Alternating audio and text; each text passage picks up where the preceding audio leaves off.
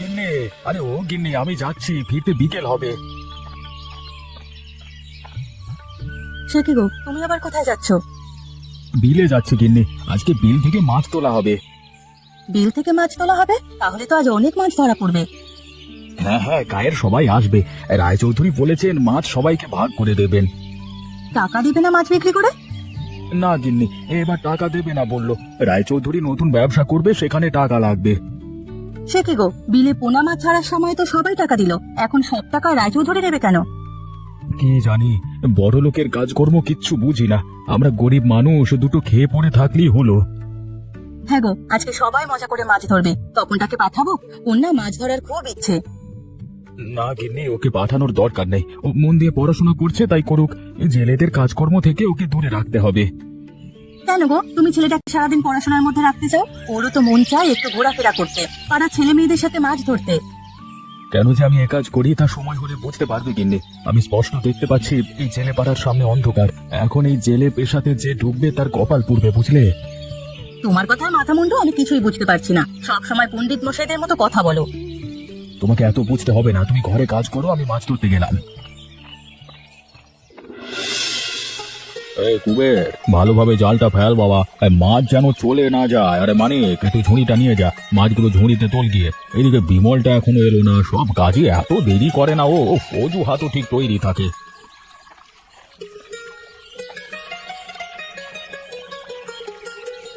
আমি চলে এসেছি চৌধুরী মশাই, জালটা সেলাই করছিলাম, সেজন্য দেরি হয়ে গেল।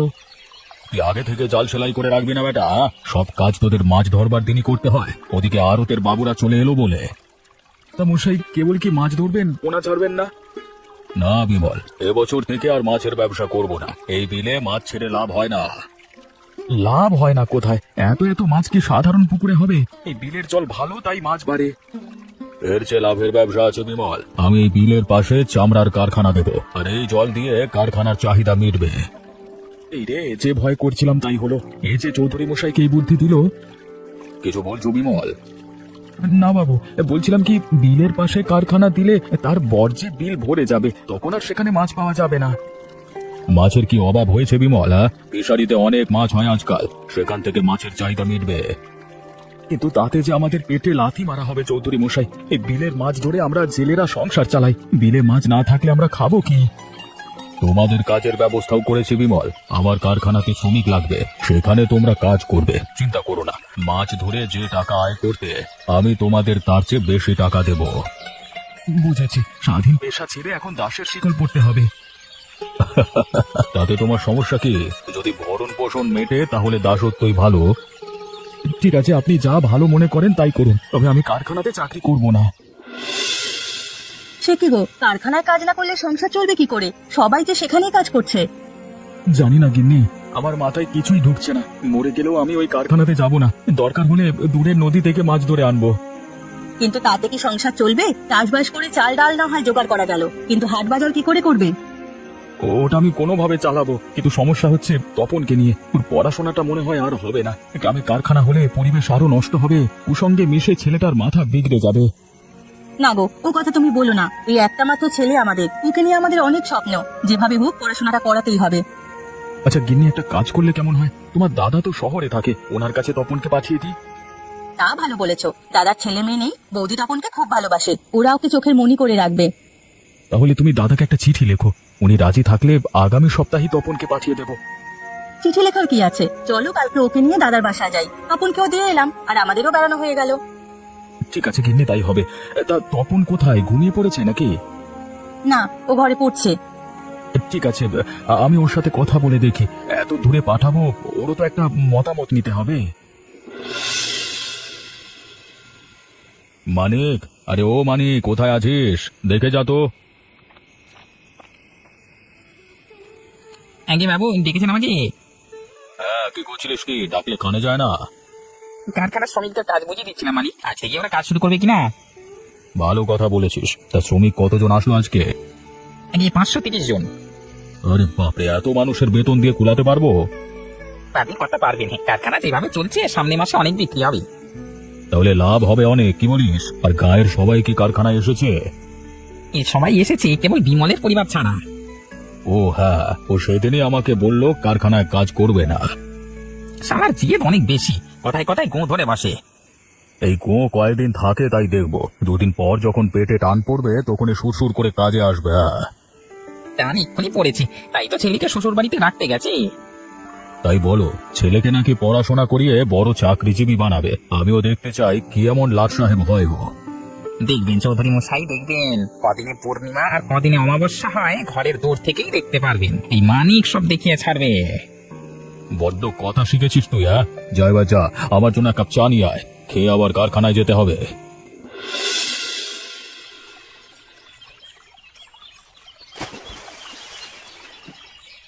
না, আজও কোনো মাছ পাওয়া গেল না, দিনটাই বৃথা গেল।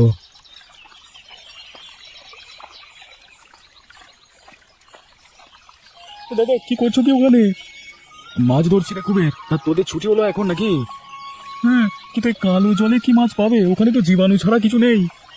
তাই তো দেখছি রে, আজকে সারাদিন জাল ফেলে একটা মাছও ধরতে পারলাম না। ওসব জালের কাজ রাখো দাদা, আরে ওদি আর পোষাবে না। বাঁচতে চাও তো আমাদের সাথে কাজে এসো, খেয়ে পড়ে 2 টাকা জমা করতে পারবে। না না কুবের, ওই কারখানাটা আমি যাব না। গেলে 10 বছর আগেই যেতে পারতাম। 10 বছরে জগৎ পাল্টে গেছে বিমলদা। এখন চাষাভুষো সবাই কারখানাতে কাজে যাচ্ছে। তুমি যদি আগের পেশাতেই থাকো তবে না খেয়ে মরতে হবে। এই জগতে না খেয়ে কেউ থাকে না কুবের, বিধাতা কোনো না কোনো ভাবে খাদ্যের যোগান দেবেই। তোমার এই দার্শনিক কথাগুলো শুনলে পেটে ভাত জুটবে না। আমি যাই, হাতে অনেক কাজ বাকি। কেউ আমার কথা শোনেনি, সবাই কেবল নিজের কাজে ব্যস্ত। তপনকে এসব বলতে পারতাম, কিন্তু বাছা আমার অনেকটা দূরে থাকে। কবে যে ও পড়াশোনা শেষ করে একটা ভালো চাকরি করবে। বাবা, ও বাবা, তুমি এখানে? এদিকে আমি সারা গাছ চষে ফেলেছি। কি রেন্দু, কি হয়েছে? দাদা চিঠি এসেছে বাবা, এই নাও। তপন চিঠি দিয়েছে, দেখি তো। কি লিখেছে দাদা? ও বাড়িতে আসছে? বাড়িতে আসছি কেন বাবা? পড়াশোনা শেষ নাকি? কি জানি, তোর মাকে গিয়ে বল খাবারের আয়োজন করতে, কালকে সকালেই ও আসবে। ঠিক আছে বাবা, আমি এক্ষুনি যাচ্ছি। আর তুমি কখন ফিরবে? আর কয়েকবার জাল ফেলে দেখি, একটা মাছ উঠলেই ফিরে আসবো। মানিক, আজকের হিসেবটা দাও তো আমাকে। আগে বাবু, খাতাতে সব তুলে রাখা হয়েছে। কতজন কাজে এসেছিল, কত টন জিনিস বিক্রি হয়েছে, সব লিখে রেখেছি। বেশ বেশ, তুই থাকাতে আমার অনেক উপকার হয়েছে মানিক। তোর সাহায্য ছাড়া এত বড় ব্যবসা সামলাতে পারতাম না তো। আপনি আমাকে অনেক সাহায্য করেছেন চৌধুরী মশাই। যার নুন খেয়েছি তার কাজ আমি আজীবন করে যাবো।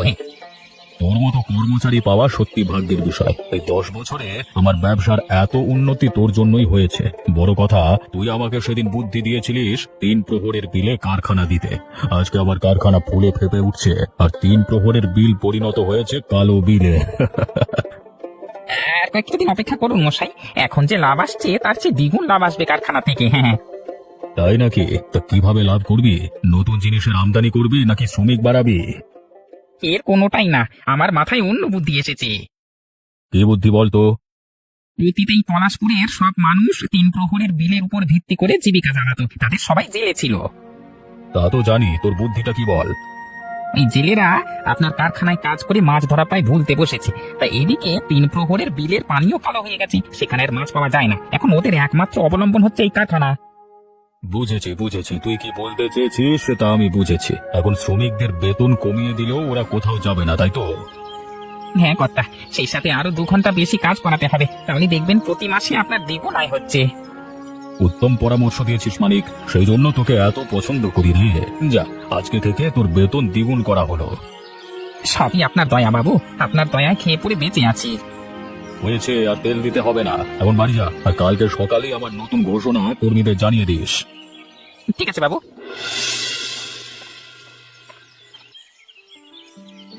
কি খবর সবার, কাজ কেমন চলছে? আগে দাদা, ভালোই কাজ হচ্ছে। সবাই এসেছে কুবের, কেউ বাকি রয়নি তো? না দাদা, সবাই এসেছে। তাহলে শোনো সবাই, রায় চৌধুরী একটি ঘোষণা দিয়েছেন। কি ঘোষণা কাকু? আমাদের টাকা বাড়িয়ে দেবে? আলো ছুরি, আগে শোন না, এত অল্পেতে আটখানা হয়ে যাস নে। শোনো শোনো সবাই শোনো, এখন কারখানাতে কাজের খুব চাপ, তাই তোমাদের 2 ঘন্টার বেশি কাজ করতে হবে। সে কি, 2 ঘন্টা বেশি কাজ করলে সংসার চলবে কি করে? এখানে কাজ করে বাড়ি গিয়ে রান্না চড়াতে হয়, ও কাজ কে করে দেবে? তা তোমাদেরই ব্যবস্থা করতে হবে।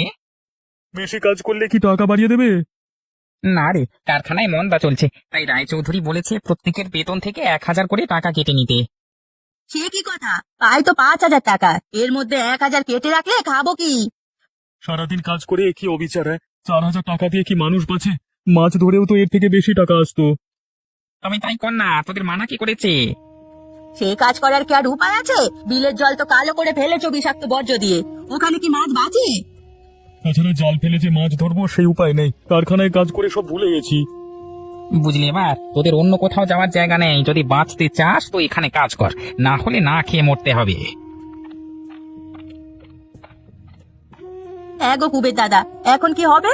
রায়চৌধুরী যে আমাদের ফাঁসের দড়িতে ঝুলিয়ে দিয়ে গেল। বিমল দাদা আগেই বলেছিল রায়চৌধুরীর ফাঁদে না পড়তে, কেন যে সেদিন ওর কথা শুনিনি, তা না হলে এই দুর্দশা হতো না রে বাবা। ঠিক বলেছ, আজ আমাদের এই বিপদ থেকে উদ্ধার করতে পারবে বিমল কাকু। এই গায়ে তার চেয়ে বুদ্ধিমান মানুষ আর নেই।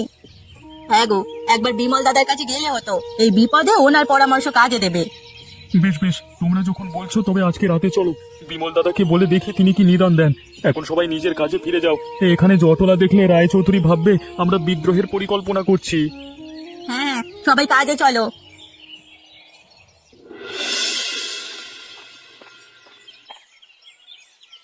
গিন্নি, আরে ও গিন্নি, তোমার রান্না বান্না হলো? আরে ট্রেন কিন্তু চলে এসেছে, তখন এলো বলে। আমার কাজ প্রায় শেষ, ছেলে এলে খেতে দেবো। তা কি কি রান্না করেছো গিন্নি? কবুতরের মাংস, কই মাছের ঝোল, ডিমের কোরমা, কলাইয়ের ডাল, ছোট মাছের চচ্চড়ি আর পায়েস। আরে রাজভোজ করলে নাকি গিন্নি? এত খাবার খাবে কে? সবগুলো একসাথে না রেঁধে একদিন একদিন করে খাওয়ালে হতো। মায়ের মনকে এত তর্স হয়? তাছাড়া ছেলেটা এসে দুদিনের বেশি থাকে না, যত সব আয়োজন তাড়াহুড়ো করেই করতে হয়।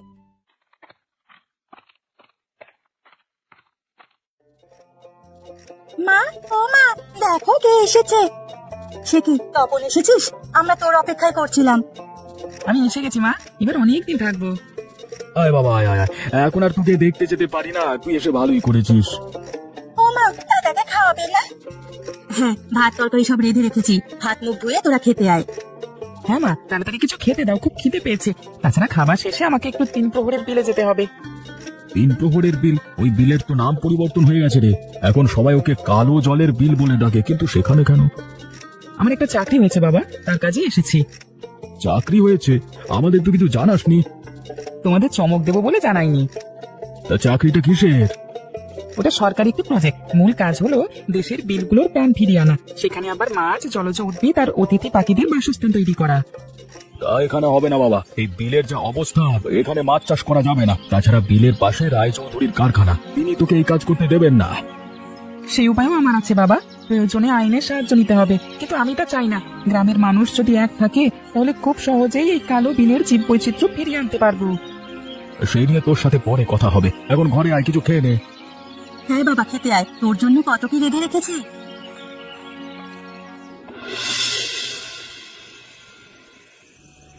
নে বাবা, পেট ভরে খা। বিদেশ বিভুঁইয়ে থাকিস, ভালো মন্দ কিছু মুখে দিতে পারিস কিনা কে জানে।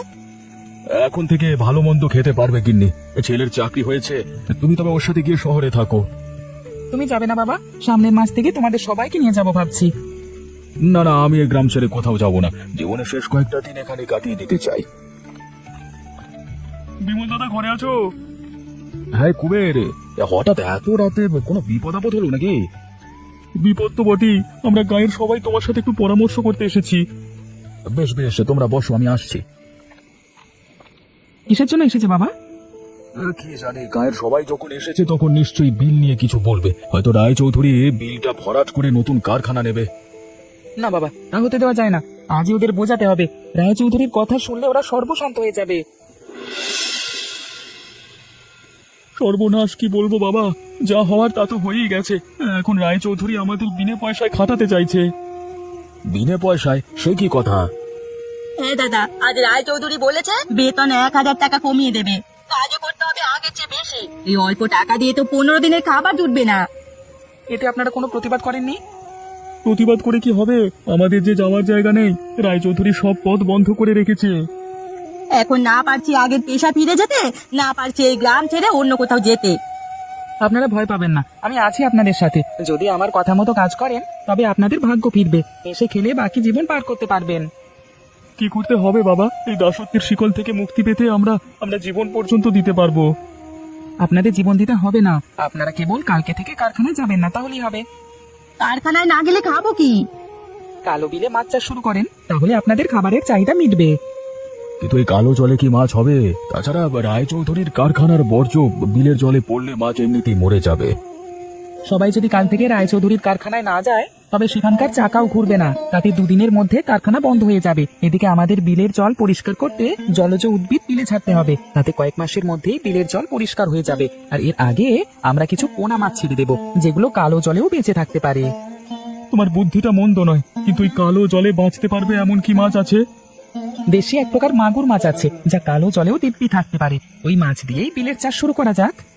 বুদ্ধিটা মন্দ বলনি, কিন্তু এই কয় মাস আমরা চলবো কি করে? আপনারা হাতের কাজ শিখুন। গায়ে গায়ে কুটির শিল্প থাকলে খাবারের অভাব হবে না।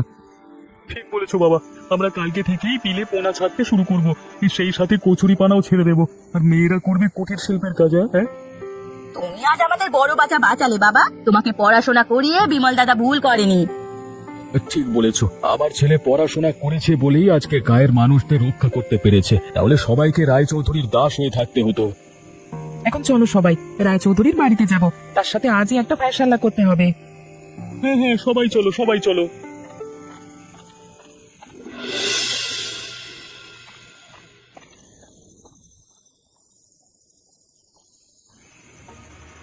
চৌধুরী মশাই, আপনি এখানে? ওদিকে যে সর্বনাশ হয়ে গেছে। কি হয়েছে মানিক? গায়ের সব লোক খেপে গেছে। ওরা নাকি কাল থেকে কারখানায় কাজ করবে না, বিলে মাছ চাষ করবে। মাছ চাষ করবে? এই বুদ্ধি ওদের কে দিল? বিমলের ছেলে তপন। কি মাছ চাষ করবে তাও ঠিক করা হয়ে গেছে। কালো বিলে মাগুরের পোনা ছাড়া হবে। না না, এ কাজ কিছুতেই হতে দেওয়া যাবে না। একবার ওখানে মাছ চাষ শুরু করলে আমার ব্যবসায় লাল বাতি চলবে। তার আগে ওই বিমলকে ঘর ছাড়া করতে হবে। ওর বুদ্ধি পেয়ে গায়ের লোকেরা খেপে গেছে। তাই নাকি? আপনাকে বাড়ি ছাড়াতে হবে। কিছু লোকের মুখে শুনেছি ওরা আপনার বাড়িতে আগুন দেবে। এতদিনের অন্যায়ের প্রতিশোধ এবার হাতে নাতে উসুল করবে। এদিকে সেই কথা শুনে আপনার লোকজন সব পালিয়ে গেছে। হায় হায় হায় হায়, এ হলে যে সর্বনাশ হয়ে যাবে। এখন কি করা যায় মানিক? তোমার বুদ্ধিতে তো এসব করছে, এখন তুমি আমাকে বুদ্ধি দিয়ে বাঁচাও। আমি বলছিলাম কি, আপনিও গায়ের লোকেদের সমর্থন করুন, তাদের সাথে মাছ চাষ করুন। ওদের সাথে মিশে গেলে এই যাত্রায় বাঁচতে পারবেন, তা না হলে আপনার কপালে শনি নাচছে। ঠিকই বলেছো মানিক, আমার টাকা পয়সা চাই না, মান সম্মান নিয়ে বাঁচতে চাই। বাড়িতে আগুন লাগলে থানা পুলিশ হবে, আর তখন আমার সব অবৈধ কাজের কথা পুলিশ জেনে যাবে। আপনার অবৈধ সব কাজকর্মের কথা আমরা সবাই জেনে গেছি চৌধুরী মশাই। এবার পালানোর কোনো উপায় নেই। সে কি, তোমরা সব জেনে গেছো? হ্যাঁ, আপনি সবার জমি দখল করে রায়চৌধুরী হয়েছেন। সবাইকে তাদের পেশা থেকে ছাড়িয়ে কম বেতনে কাজ করিয়েছেন। গায়ের একমাত্র বিলটিকে ধ্বংস করেছেন। এরকম আরো অনেক অভিযোগ আছে আপনার বিরুদ্ধে। পুলিশের কাছে গেলে সব বেরোবে। হায় হায় হায় হায়, অভিযোগ দেখছি কম নয়। এখন আমাকে কি করতে হবে বলো? তোমরা দয়া করে আমাকে পুলিশে দিও না। তোমাদের সব আবদার আমি মেনে নেব। বেশ, তবে আমাদের বিলের মাছ চাষের সব টাকা আপনাকে দিতে হবে। সেই সাথে ওই কারখানাও বন্ধ করতে হবে। আপনার কারখানায় এখন থেকে চামড়ার কাজ নয়, গ্রামের মেয়েরা কুটির শিল্পের কাজ করবে। ওটাও আমাদের দিয়ে দিতে হবে। এখন থেকে আর আপনি কোনো ব্যবসা করতে পারবেন না। আপনাকে সকল কিছু থেকে বঞ্চিত ঘোষণা করা হলো। আমি তোমাদের সব কথা মেনে নিয়েছি। তোমরা যা যা চাও সব হবে, তবু আমাকে ছেড়ে দাও তোমরা। ঠিক আছে, আজকে আমরা কেউ আপনার শ্রমিক নয়, আর আপনিও এই গ্রামের রায়চৌধুরী নন। আমরা এখন থেকে স্বাধীন মানুষ। আমাদের জয় হয়েছে। আজ থেকে সবাই স্বাধীনভাবে থাকতে পারবো। আজকে থেকে কারোর কোনো ভয় নাই ভাই। সব আপনারা রায়চৌধুরীর হাত থেকে মুক্ত হয়েছেন। হ্যাঁ, এখন সবাই স্বাধীনভাবে ঘুরে বেড়াবো আর কালো বিলে মাগুর মাছের পোনা চাষ করবো।